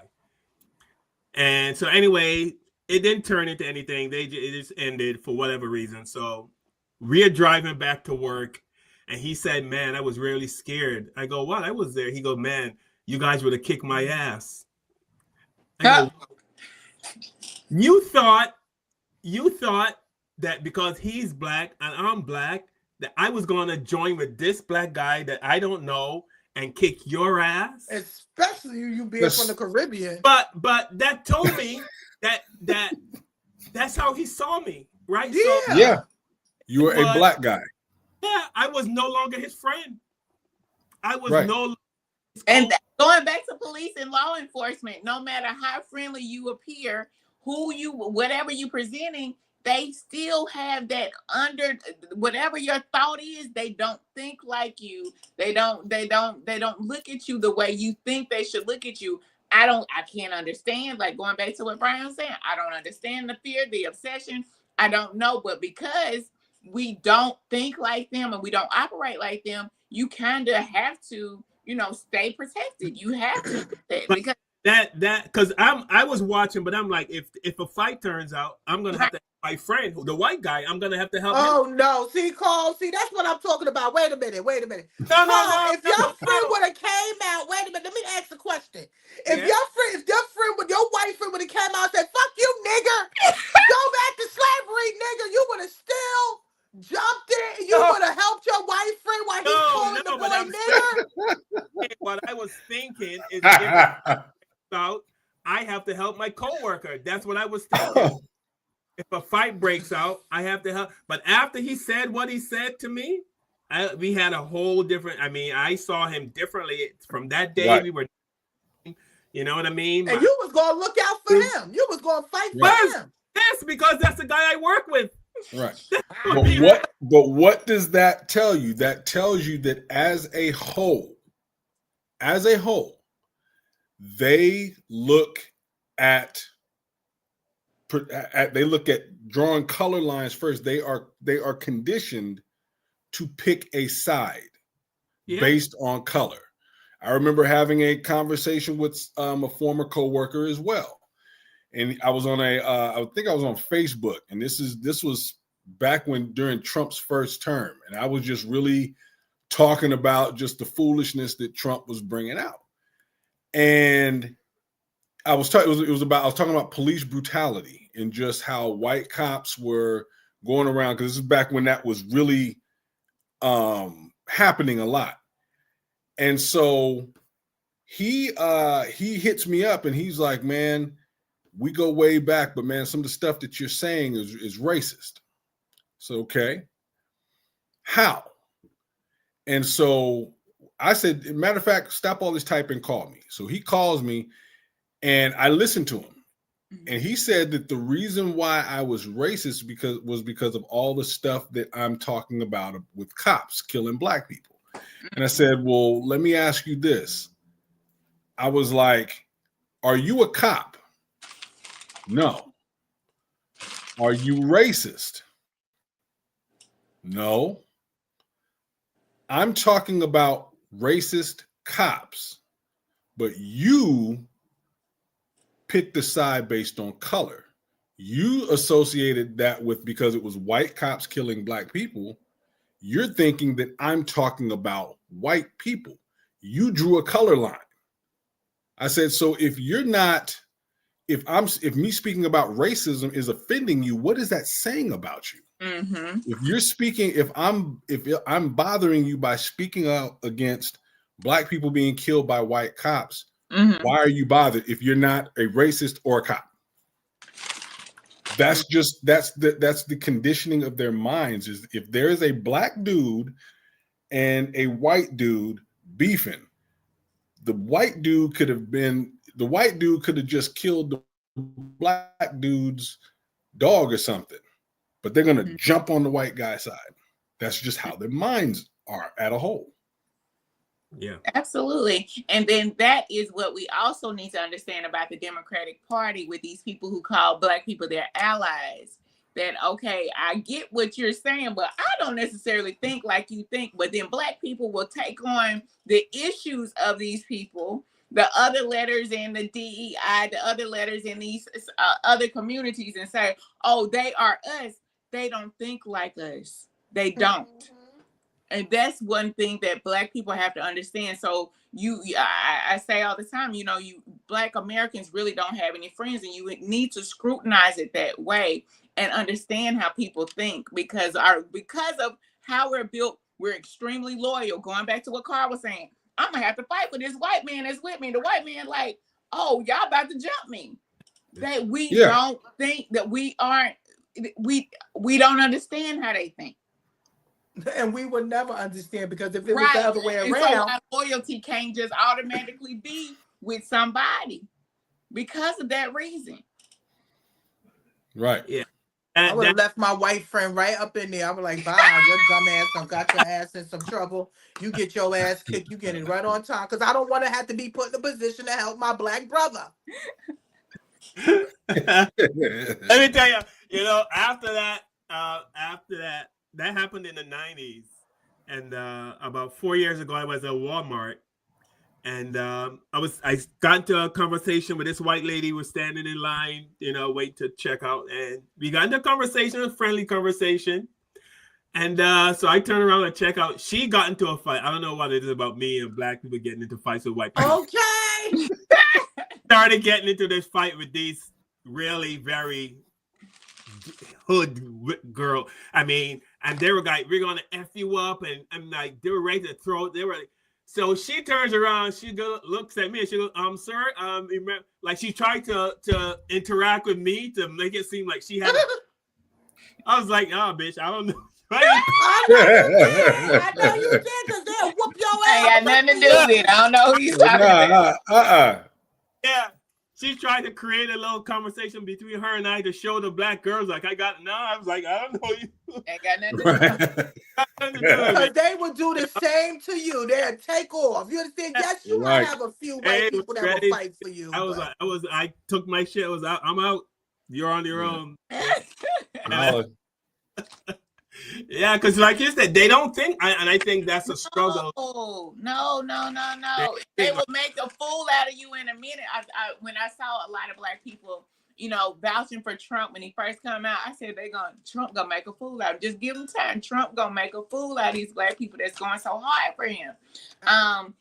Sometimes he have good points. Yes, Democratic Party has their flaws, but to just go carte blanche for Donald Trump, he gonna make a fool out. Just give him time. He's gonna make a fool, and certainly he did. So you just have to understand things. The tide can always turn, because again, they don't necessarily think and behave the way black people do. Like it's different. I knew that, but when Trump came in and they brought some MAGA people on the platform, a couple of his white friends, I was like, they crazy. I'm ready to just get off. Because they not hearing or seeing or feeling. They don't see what we see. No. They don't feel what we feel. It's a different world. Yeah, different everything. Walk of life. Everything. World. Yes. They don't get it, but calling them did get a wake-up call. It's really different, and I don't think we'll ever know. I don't even think we'll ever know. I don't think we'll get it. I don't want it. To be honest with you, I don't want to get it. I don't bother with it. I told you, I get nervous when I see white people. I grab my pocketbook and I leave. Quick, fast. Now, I will say this. They're not all bad. There are some good, good white folks, especially in the DMV. There's some good white folks, but again, going back to what Brian was saying, you need to watch them now. You got to watch. But there's some good white folks out here. You got to watch to make sure. Okay. Yeah, especially you come out here to the Bay. I mean, there's a very they will, and I've never seen this because I'm like you mostly. I'm from the South. I'm from Florida originally, and nobody censors you in the South. Nobody. And people here will defer when it comes to something that's dealing with us. They turn and it's like, what do you say? So there are some. There are some. Like but I'm like, it's sprinkled here and there. So listen, I understand y'all positions, how y'all grew up, where y'all from. I understand that, but I'm straight Brooklyn. I'm sorry. I'm not.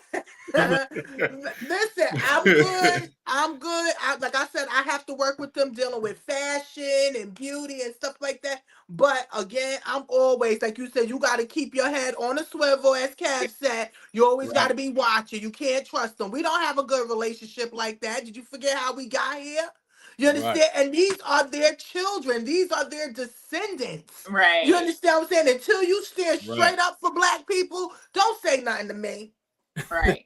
Right. She said, sit straight up. I understand. And the good ones, the great thing about the good ones is that the good ones understand why black people could be kind of hesitant or skeptical to trust them. They understand. They've done the research.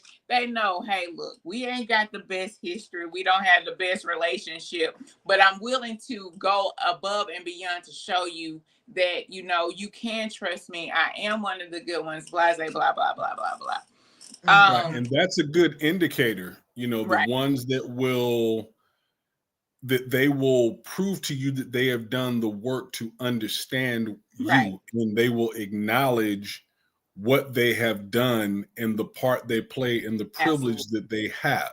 Absolutely. Yeah, those and the ones that I was describing earlier, that's who they are. Some of them, I got a homeboy, Rob. He was just out here visiting. Shoot, you have to pull Rob off people. White dude, that you say something foul, you got to pull Rob off people. Yeah. He's like, You're not going to do that around me. And so that to me is a litmus test. When you Yes.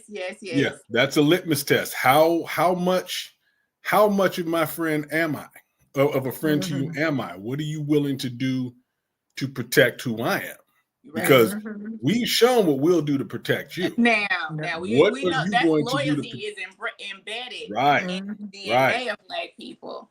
Listen, Right. everybody want a John Brown. If I got a John Brown, I'll be cool. That's exactly Right. what I was about to say. Another point is we have to understand that, I mean, Black people did fight hard, but we did have some down white folks beside us. Allies, They definitely helped. They saw the and died for the cause. Yeah. You know. Right. So shout out to them. But I haven't saw any lately. You said I ain't seen none Because lately. being right, because being an ally in this fight, being an ally is far beyond words. What are you doing? Right. Because today people, when you come to with white people, they will accuse you of this foolishness, this reverse racism because of something that you said to them. Right. I tell them, no, we are fighting and arguing about stuff that gets done to us. Right. You're pissed about words. We're pissed about action, policies, things that happen. So if you are getting in there, you get a white friend. It's like, okay, are you fighting against policy for me? Are you willing to stand up and risk something for me? Are you going to say something? You're going to put your career on the line because we've done these things. Right. And where do you stand when it comes to reparations? That's the other thing. Where do you stand? Right. Word. Did your family have me as slaves as my ancestors? Hello? Because I done been to these plantations and they're making money. And half those people in the community come from these plantations. Right. And to be honest with you, they like they people dumb because I done spoke to some people that was in the community and they didn't even know, we didn't know that was there, or it's there, but we don't pay it no mind. Oh, no. I need to know all the information, okay? Right. Absolutely. All right, so I'm going to show the video of the football thing so Mosey can see it. Okay, sure. So Dr. Umar, his take on why Black people have such a hard time.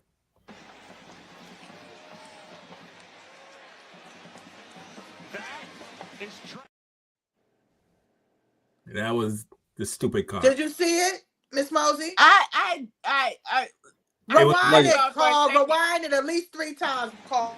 Look like.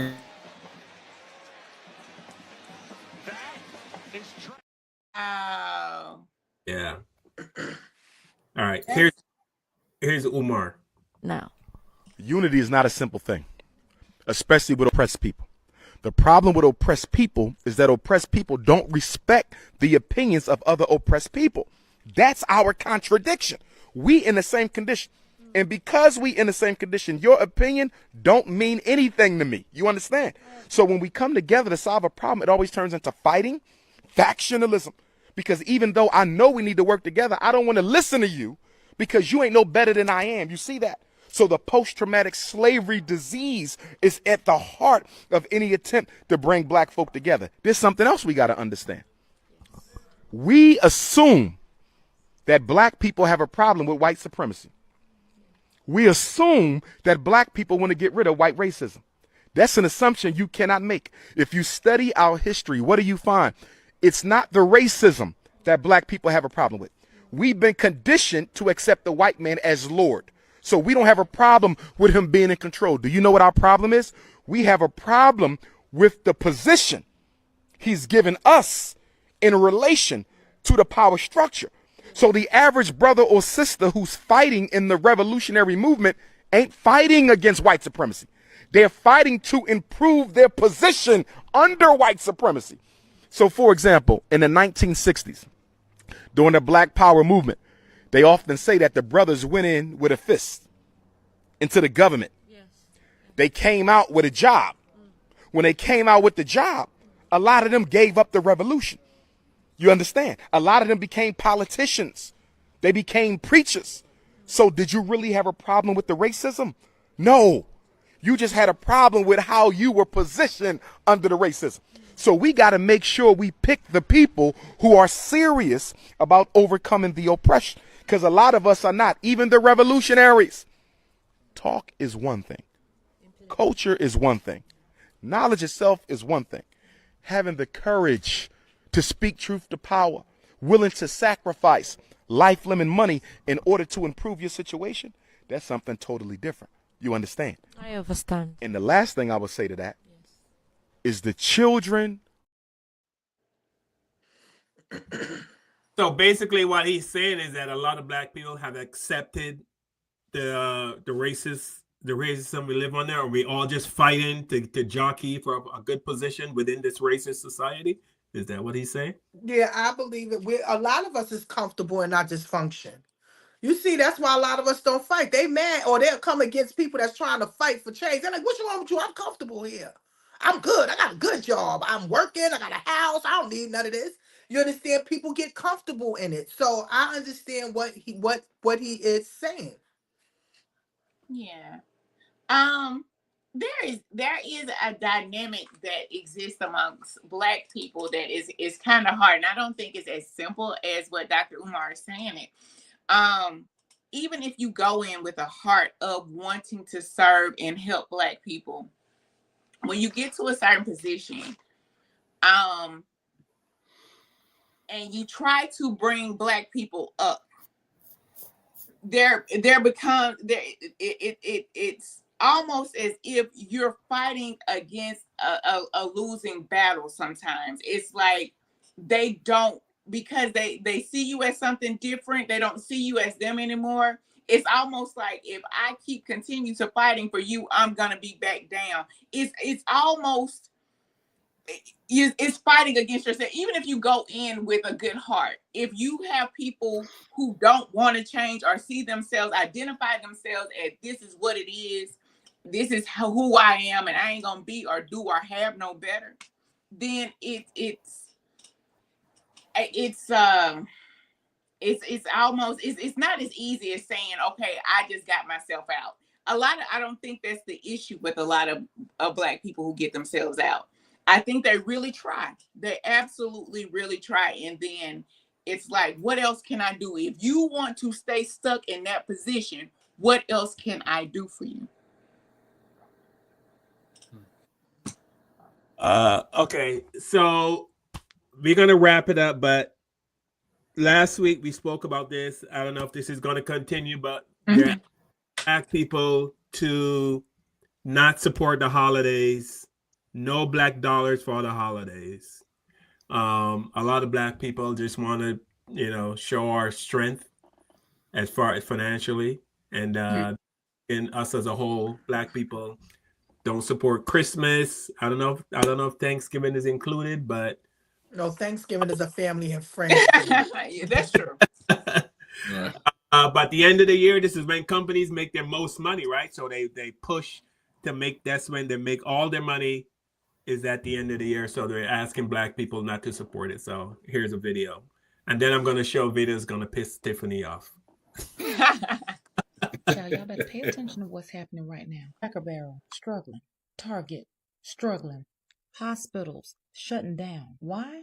Because the white dollar by itself won't keep these companies afloat. And while they play DEI, baby, they need our talent, ingenuity, and brilliance. And when black folks start pulling back their talent, their time, child, struggling. And we already seen what happened to Target. And when we start pulling our money back, baby, they gonna find out. See, what some white folks don't understand is this. Black people are a gift. Our ingenuity, our creativity, our brilliance. It's been the lifeline of this country. We've poured into it, even when this country gave us nothing in return. And let's not forget our buying power. Our buying power hit over $1.7 trillion in 2023. Baby, that's not pocket change. That's why we see these corporations chase us when they need us. But the second they're done, baby, they toss us to the side. And that's why I don't care if Cracker Barrel puts a poster of Barack Obama up. Baby, I'm still not eating there. And I don't care if Carnival Cruises comes crawling back talking about we love diversity. I see the game. I won't be back. And Target, let me be real clear. The last time I stepped foot in that store was the last time, period. Y'all don't get to play in our faces. Use us when it's convenient, then toss us aside. Not anymore. Because above all, this country understands the dollar sign. And it's time we start reserving ours for us. That's why I keep saying Black love, Black unity, Black strategy, Black community. Because, baby, we need to build our own infrastructures from soup to nuts so we won't be out here begging for a seat at their table anymore. Baby, those days are over. So if that resonates with you, join the movement. Baby, everybody won't get it, and that's fine. But those that do, we're still building. So drink your water. Stay rooted, real, and knowledgeable. And mind your Black business. Happy Black History 365. And I'll see you next time. So we on board with this? I always been on board with this. I don't know what you're talking about. So I try to do everything Black owned. I told you I went into Target and turned my ass right back out. I said, I don't even know why I'm in here. Okay, let me get out of here. It's like the energy, the spirits, the ancestors is at the door. Get out of here. You would not be taking my Black dollar because I feel like us as Black people work too hard for our money. They up everything on us. Everything is double for Black people. They get nigga tax all the time. Why should I spend my nigga tax on y'all? And y'all don't even come into our stores, into our business. Y'all don't do anything. Y'all make the most off of us. So no, I haven't been a person to support the Christmas and the Black Fridays. I'm not doing any of that. To each who do it, God bless y'all. You know, if y'all can feel y'all can make that money, y'all got the money to spend it, do it. But I'm not doing it. They're not getting my money. I'm sorry. No, not I decided a long time ago. That's it. Like she said with Target, no, I don't go in there. I don't go in. You're and not I used gonna to like Target. Oh yeah, that was the spot, you know. But you're not going to sit there and piss on my head and tell me it's raining. You're not going to do that. No. So that, like she said, $1.7 trillion. Yeah. But you want to sit and act like you can't respect me? No. If you want my dollar, you're going to respect me. I don't give a damn if you like me, but you're going to respect me. But can we do it as a collective, though? Can we do it like we did back, like I said early in the show? We can, but we scared and we so conditioned drinking the white water. We love the white water. We don't want to do it. Just like I had brought up to you. I didn't know that the Black Lives Organization almost got $93 million, and not one time did y'all open up a community center, mental health, supermarket, some place for our people to be able to get healing for why we did the Black Lives Matter movement. You understand? So it's disgusting. You got people that's for you, and you got people that's not for you. So again, we need to target our money towards helping ourselves. You understand what I'm saying? We need more help in our community. We need more help with our young people. We need help for our seniors, okay? Because they are making money off of these rehabilitation centers and all of that, off our Black people, and not taking care of them. So no, we need to take back what's ours, you understand, and make our own money and stop going on the money phone, making a public service announcement. Listen, we're doing this, we're doing that. Shut up. You don't see no Asians, the whites making a broadcast about what they're doing. They just building out of nowhere. You understand? Come on, we have to change the way we do things. Absolutely. I 100% agree. We got to change how we do things. First of all, you got Amazon. It's not like when we were growing up. You got Christmas and your birthday when you got something. You got Amazon at your front door every day. There's no need to go out and buy a whole lot of stuff for special occasions. You get a special occasion every day. Like I remember a day when I had 2 pairs of shoes. You had school shoes and that's right. Church shoes. Now you get, you got shoes every day of the week if you want to come in your front door. Yeah, I'm guilty as charged on that one. Yeah, we have everything is access to our hand. It's like right there. Even There's with no the such thing as phone. special occasions anymore. Mm-hmm. And they No. know that they know that we are emotional people. If you can get to Black people's emotions, you can get to their pocketbook. And we always talk about this $1.7 trillion of spending power. We need to start talking about saving power, investment power. Stop talking That's about right. spending all the time. What can we do in order to build ourselves and our community? We ain't spending no dollars no more. How can we make this money work for us and build it and even and magnify it? So Mm-hmm. absolutely. Go Well, ahead, Paul. You're supposed to be making like me Dr. mad. Umar said, oppressed people don't want to listen to oppressed people. So Mm-hmm. we don't trust each other. We don't want to listen to each other because what do you know? You're just a nigga like me, or what do you know? You know what I mean? Like, It is that mentality. Just like we will help a white person before we help a Black person. You understand? It's in the head. You know what I'm It's saying? that low racial self-esteem. And so we really have to, and again, it's been instilled in us to distrust each other, to look down upon ourselves, and to believe that other people are better than us. So we have to understand what was done and then reprogram all of that. So that is something that's desperately needed. One trend that I'm seeing now on social media that I'm so happy about is this the YNs, I guess you so to speak, are saying, you know, we're not doing these certain looks anymore. We're gonna be presentable. We're gonna do this. We're gonna change the way we approach things. And I think, honestly, there's just a rise in ancestral energy and just respect amongst Black people that is starting to ring about. And I hope that it continues to grow. Absolutely. Yeah. so Tiffany, you're gonna love this next girl. That means I'm not gonna like it. Every week I show a video to piss me and Kev off. I call him a radical West Indian. He always like getting everything hype. Okay.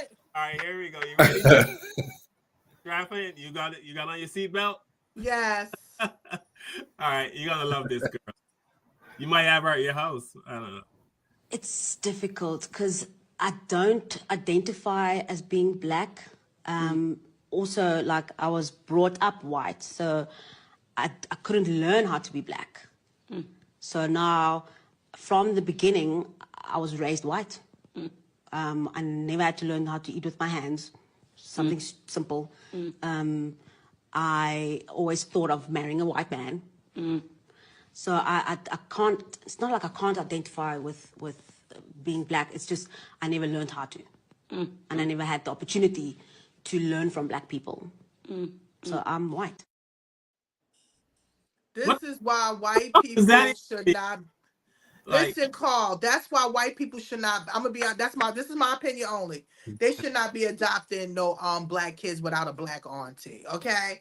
Also, you gotta remember too. You know, the people from the islands or from the West Indies, Africa, they'll be quick to be able to marry and get with white people because they don't know the history of them. You understand? That a lot of people say they travel different places, and this is why they open. Now, love is love. If you love your partner, so be it.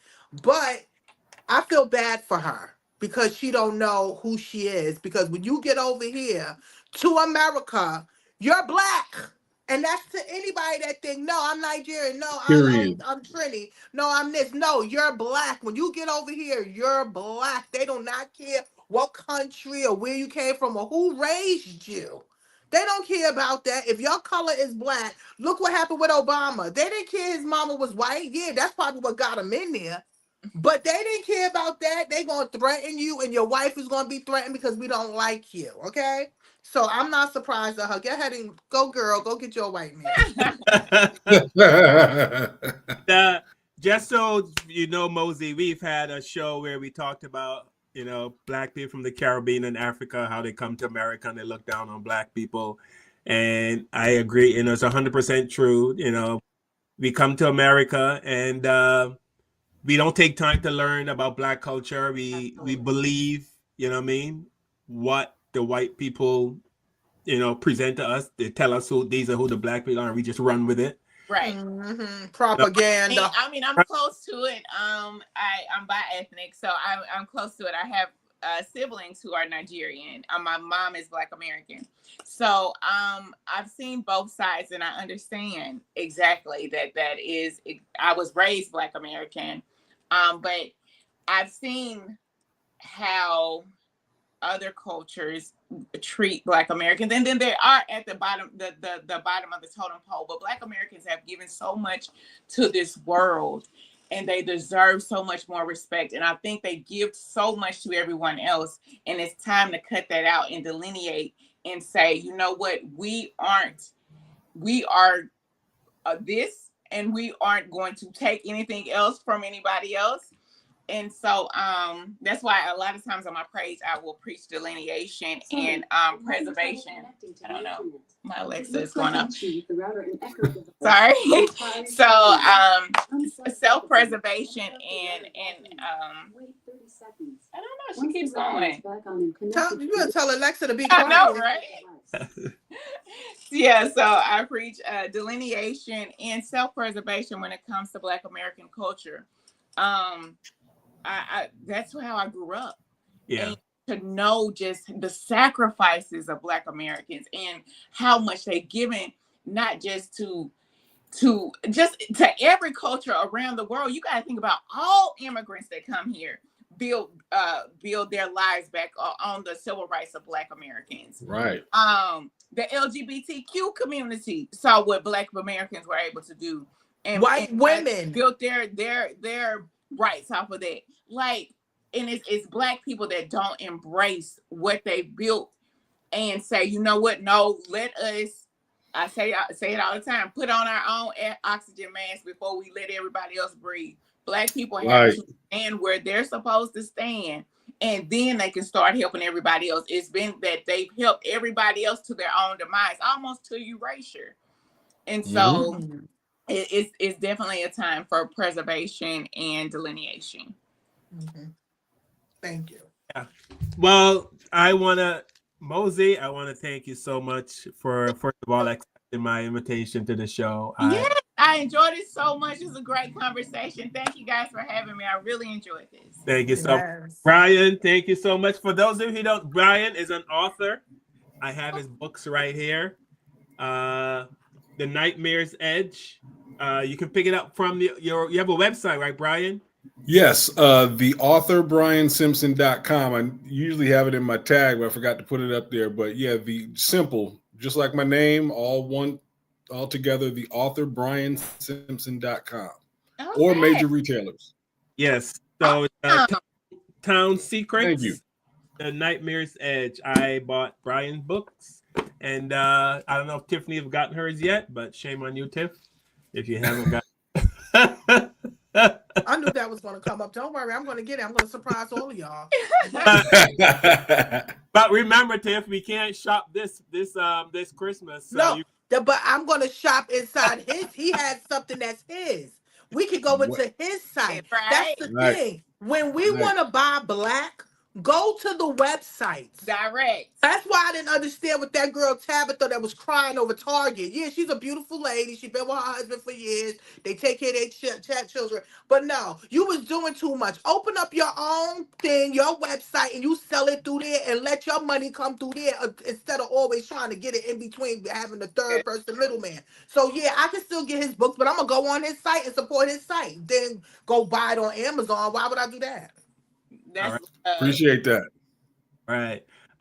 Tiffany, as we do before we go, we always ask everyone to share something that they learned on the show today or that they just want to share in general. Anything to help the Black community that you want to share. And I'll start with Mosey, or anything you want to share. Or you last. Oh my goodness, I was trying to get my thoughts together. Okay, I'll come to you last. Tiffany knows how we do it here, so I'll go to Tiffany first. Anything you learned? Well, we need to start worrying more about ourselves. It sounds selfish, but it's not selfish. Everybody worries about their self, so why we can't worry about ourselves? Also, we must communicate with our family about this system. I don't care, young, tall, old, whatever. We have to talk to them because we need to get those numbers down. Okay, we need to stay out of those people jails because the more of us that's in there is the more money they get. Okay, we need to invest more. Rich people, people that got money, invest more in mental health awareness, mental health, counseling, some places for outlets for young people to be able to go so they don't have to turn to the streets. They don't have to turn to the bad crowds because they have something to be able to hold them together. So that's my thing. We didn't get to even talk about that Trump thing that's going around. Oh, That is running that man in the ground. I never saw an orange in the ground so deep. But yeah, we probably talk about it next week when Kevin's here because Kevin loved that. yeah. But definitely, love ourselves, appreciate ourselves. Don't forget our ancestors, where we came from, and again, stay out of them people prisons because they get more money by having us there. We've been knowing this for years. All right, Brian. Anything you want to share that you learned on tonight's show? Yeah, I have to go back to something that Mosey said about us, the protection that we have from being integrated. That's something I've never thought of. That it's to use that as a tool versus just being upset about it. Because for years I remember thinking, just after hearing my mom talk about integration and the damage that she said that it did to our community, that's just been my train of thought since then. But seeing how they cannot do things to us because we're integrated, they're more hesitant because doing it to us now means doing it to themselves as well. So that has kind of given me a completely different perspective. And you put me up on something tonight. So I really, that's got me strategizing is what it has me doing. So I that's something I learned. So much love and appreciation to you for that. Oh, thank Yeah, you. she made me think because I was always steadfast and hard on it. We should never have integrated it. Just the Right. worst happened. But they need us. They need Right. us. They just want to control us. That's the main Right. thing. Control. Why you think all these people are losing? Black people are losing their high jobs and in these corporate offices because they want control and they don't have Right. control anymore. Yeah. Right. All right. Before I have a question, and this is a question about law. I don't know if two people are in a car and they get pulled over by the police, does the passenger have to show ID? Typically no, because you're in the car, but But then again, they're the ones with the gun, so we better do it. If they say pull that ID out, you better. You don't have to. You can easily say I don't have an ID, and you can say am I under arrest? And you can ask those questions, but you still want to stay calm, and you don't really want to challenge police officers. Again, they are a lot of times they're big on their ego. They're upset. They have something to prove, and they don't want to feel like they're being made a fool of. So in as much as possible, navigate as much as possible. I would never say that you have to give up your rights, but know how to assert them without, aggravating their ego. Or getting your ass killed. They say put your ID out. You better be like, yeah. I want to. That's what I was trying to say, Tiffany. But yeah, you said, right. You said what I was trying. You can't mess with these people. You cannot mess with police. It's a whole different thing, especially for Black people. I done been in a situation where you're in a car with a white person and the white person is cursing the cop out and you looking at them like, what are you doing? They're going to blame me for this. Right. So you got to be, listen, here you go. Here go my ID. You want my ID? Thank you. I don't want no problems. I want to live. That's it. Right. If I were going to leave with anything, I would say it's even knowing your rights, coming from a lawyer, even knowing your rights, you still have to conduct yourself in a certain way as a Black person. There's we're still not in a world, in as much as we've gained as Black Americans, we're not in a world where everything is equal and you can act like they do. please stay alive to see the next day. Take whatever your evidence is, go take it, give it to an attorney, go take it, file, a report, go take it and do what you have to do, but just stay alive for another day. That's what I would leave to the group today. Yes, absolutely. Okay. All right. So that's it, Mosey. Or anything else to add? That's it. I believe I really I enjoyed the conversation. It was a pleasure meeting you all. Thank you. Yes. Pleasure's mine. Shout out to all the Sagittarius coming up. It's in November. Okay. I love when is your birthday? My birthday is next week, but I'm having a get together with the family and friends this weekend. You better be there, Carl, because if I don't see you, I'm writing your ass up. You'll come out for your white friend. I'll be there. I'll be there. I want to thank everyone who watched us on YouTube. If you watch us on Instagram, if you watch us on Facebook, thank you so much. We always get banned off of Facebook because people call our show racist. So Facebook, they banned us for like 3 months one time. Oh wow! Wow. Yeah, wow. Our show is racist, and they agree. And all the dirty racist stuff that goes on online. Yeah, you got people clan stuff, but y'all are racist. Yeah. So I want to thank all of you guys. Mosey, thank you so much for doing this. Thank you so much. We appreciate it. Brian, brother, thank you again. I know I take you away from your lovely wife for a couple hours every once in a while. But I hope she understands. Tiffany, I love you. And Kev, we love you out there. Wherever you are. I miss you, Kev. Kevin is traveling to Florida, I think. Kevin goes it is a white places to do comedy. Listen, he's the signature black guy. There is always one black guy out the group or one black girl that's in the group of white people. That's not me because I can't. I'm too black, too strong. But yeah, I think all three of y'all up there is like that. Y'all the only black person in the crew. Kevin shows up to the club and there's a cross burning on the lawn. He just has to... But he gonna entertain. He gonna make it funny. Kevin gonna get that check. That's right. Kevin is about his check. All right, everybody. We'll see you guys next week. Please tell the people you love that you love them because tomorrow is promised to no one. Love you, mommy. Love you, family.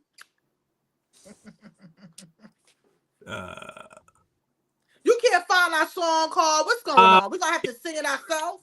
Oh my God. Hold on. I can't. It's You better leave us with a song for 12 seconds then. I'm gonna play my favorite song. I'm gonna do it. Okay. Oh my God, I can't play our song. I don't know what happened to it. So I'm gonna go out on this one here.